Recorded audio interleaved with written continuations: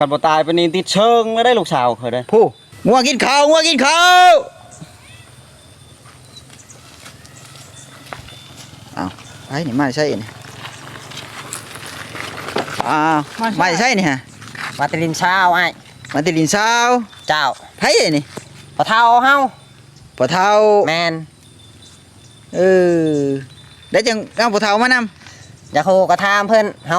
ปวดหัวอะไรนี่จะเข็ดจังใด ได้จังว่ามาดินสาวมากับอันนี้ เอามือส่งลูกเคยเฮานี่ ส่งลูกเคย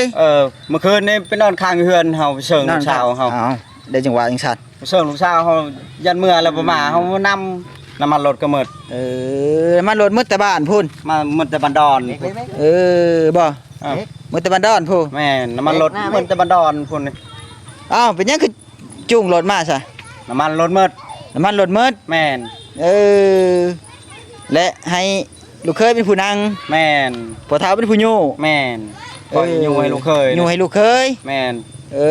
เจ้านี่ซอยลูกเคยเนาะ แม่นคอยซอยลูกเคย ซอยลูกเคยแล้วเป็นผู้อยู่แทน แม่น อยู่มันแต่บ้านดอนผู้ แม่นอยู่มันแต่บันดอนพุ่น เป็น 2,000 กิโล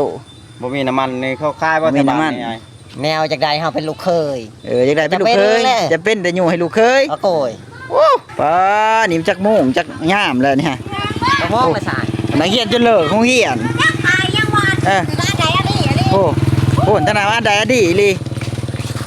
หมอนี่ฮะนอนน้ำลูกสาวเจ้าแม่นบ่ แม่นคืนนี่นอนลูกสาว โอ้ยเขานอนซื่อๆบ่จัก โอ้ยบ่เชื่อแล้วนอนซื่อเชิงลูกสาว ว่าเฮาบ่เชื่อดอกว่าหมอนี่สิเฮ็ดลูกสาวเจ้า โอ้ยสินอน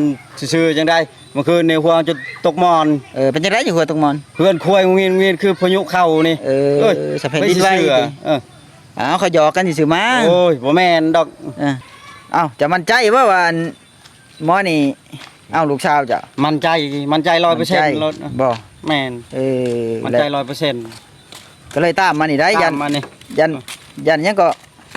ยันเมื่อละเมื่อเลยสิบ่มาอีก พันยิ้มอย่ายิ้มแม่อย่ายิ้ม กูหนา เออ เลย อัน เอามาไอ้ใช่มา อันเจ้าเฮ็ดลูกสาวแล้วบ่ บ่ได้อ้าย บ่ได้เฮ็ด นอนจับมือชื่อ จับมือสิซื้อกับไม้แหละ ๆแม่น อันบ่เท่านี่ได้ กูหาจนเห็นบ่เฮาจะให้เพิ่นยุงจูงรถ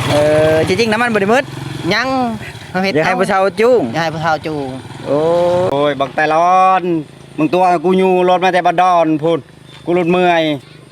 ลูกสาวอยู่นี่จะคนก็ 6 คนได้ 6 คน แม่น โอ้ลูกสาวหลายอีหลี6 คน ได้ผัวมาหรือบ่ลูกสาวน่ะ ได้ผัวมาเลย เออ ที่หากับผู้นี้แล้วนี่ ผู้ที่หามื้อนี้เอ้า แม่น